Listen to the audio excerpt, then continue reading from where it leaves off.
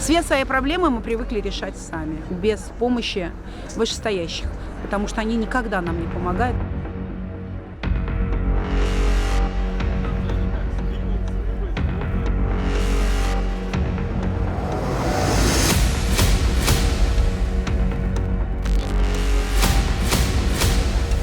Нет, это, наверное, не мы должны поднимать вопрос, а товарищ депутат наш, Гениятов. То есть у вас с ним, у жителей Дербышки, с ним Нет, у нас никакого контакта никакого нет. У нас был Раковец, который бесследно куда-то исчез, не предупредив никого. Люди к нему ходили, он посылал их на 3 советских буквы.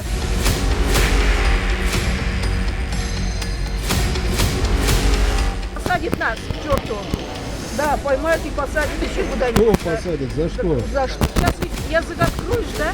Чуть не так уже сразу отправляет туда. Не дай бог уже. Мы даже боимся рот открывать.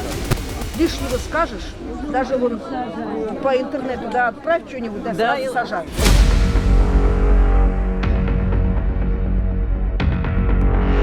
Исполнительные органы власти, да, а источником власти является народ, вот, они все так или иначе подчиняются аппарату президента. Соответственно, да, мы будем обращаться туда.